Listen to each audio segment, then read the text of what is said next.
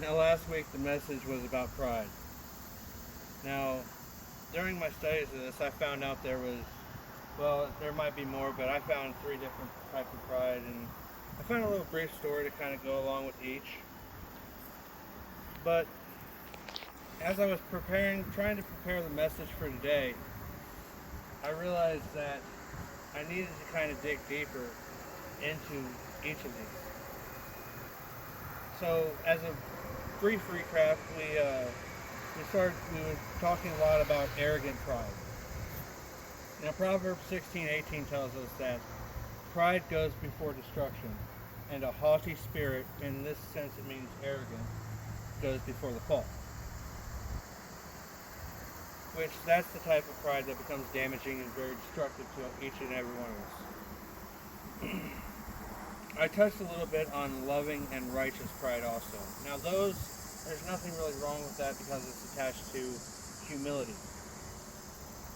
It's with righteous pride, it's an addict who gets clean and gets a testimony that they get to testify about the goodness of God that He put in their life. Now that's righteous pride. That's something we should definitely be proud about, what God's done in our life, the goodness that He's brought to us.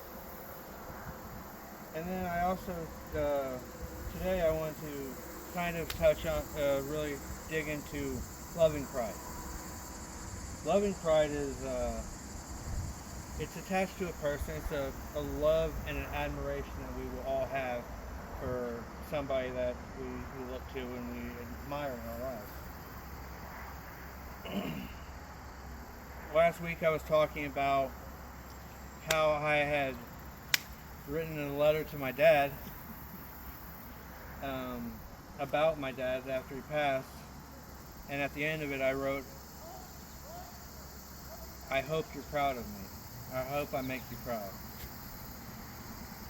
Loving pride, we always attach it to a person that we cherish, a person that we look up to, a person that's very, very close to us. Now,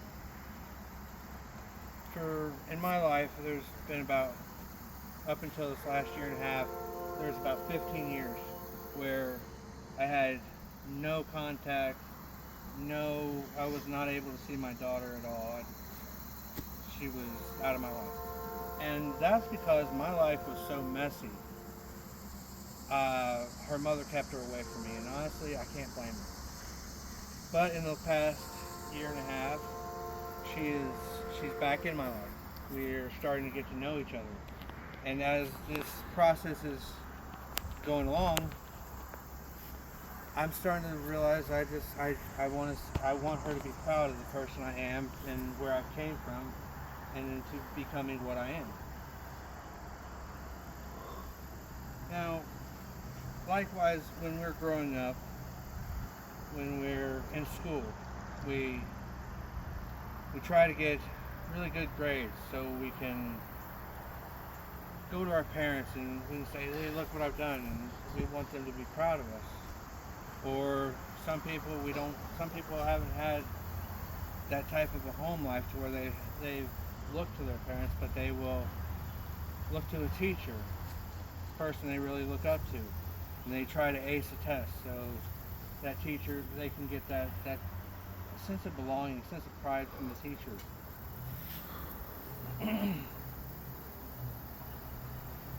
Now, Jesus tells us a story in Luke chapter 15 about the prodigal son. Now, the prodigal son, the story was about the son. He was going to his father. He wanted to get his inheritance early, and he wanted to go just explore the world and have fun. Well, he's out there and he's exploring the world, and he's getting prostitutes and partying and just doing all sorts of great stuff. These bugs are killing me. And the money runs out. He runs through it all. He ends up on the streets, starving. He has nothing. Finally, he just decides he needs to humble himself and go back home. So he's sitting there working up this whole speech. He wants to tell his dad, like, "Dad, I have sinned against heaven and I have sinned against you. Please take me back so I can just be with the servants." feed me what they're feeding. I don't need no special treatment. And so he heads home after he's got this whole speech worked up. And as he's going home, his father sees him far off. And his father runs to him and embraces him, gives him a kiss on the cheek. He says, "Son, you're back. Thank you." And his son starts to tell him the speech. "I have sinned against you, and I've sinned against heaven." But his father stops and cuts him off. He says, "This is amazing. This is the best day ever." And he tells the servant, "Go kill the fatted calf. We're going to have a feast. We're going to have a party." So they kill the fatted calf. They start to have the feast and the celebration, which are getting annoying. And they're partying it up. The older son that was there the whole time, the dutiful, diligent son, the loyal son that stayed there the entire time, he starts to hear all the commotion coming from the house. He goes to the servant and says, "What's going on?" He said, "Well, your brother's back. We killed the calf and we're going to have a feast." And he goes to his dad and he's like, "What is going on? I've been here this whole time. You never killed a fatted calf for me. What's gives?" And the dad says, "Your brother is home. This is a time to celebrate. He is back with us." And this father looks at his older son and says, "Everything I have, you are welcome to, but this is a day of celebration."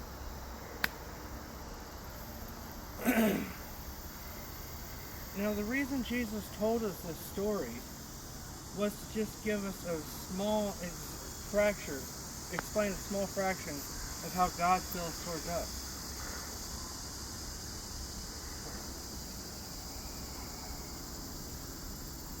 Now, in John 3:16, it tells us that God so loved the world that he gave his one and only Son.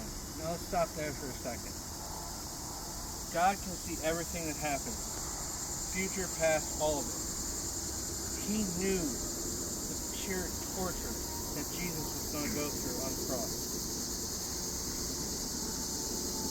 But he sent him anyway, because he wanted us to have a way back from the sin that that we are born into. He wanted us to have a way back out of that and to get to heaven. And the verse finishes that God so loved the world that he gave his only begotten Son, that whoever believes in him will not die, but have everlasting life. See, hell, when we are born, hell is our automatic destination.